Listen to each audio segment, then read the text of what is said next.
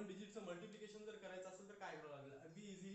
बघा इथे 2 4 3 दिले, याला 3 ने आपण मल्टिप्लाय करतो. काय करतो बघा, 1 2 दोन लाईन्स ड्रॉ केल्या आपण. इथे 4 आहे म्हणून 1 2 3 4 लाईन्स ड्रॉ केल्या.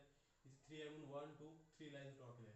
देन काय करतो आपण, इथे 3 आहे त्यामुळे इकडे व्हर्टिकल लाईन्स 1 2 अँड 3. ओके. आता ह्या लाईन किती कुठे कनेक्ट झाल्या, इथे 1 2 3 4 5 6 7 8 9.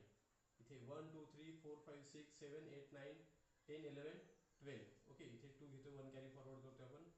1 2 3 4 5 6 आणि 1 7. बघा याचा आन्सर आहे 7 2 9. इथे पण सेम, इथे 6 आहे, 6 लाईन ड्रॉ करा. 1 2 3 4 5 6. इथे 4 1 2 3 4. इथे 1, इथे 2 1 2. आणि याला काय करणार आहे आपण, 2 व्हर्टिकल लाईन्स ड्रॉ करणार आहे 1 अँड 2. इथे मोजायचं 1 2 3 4.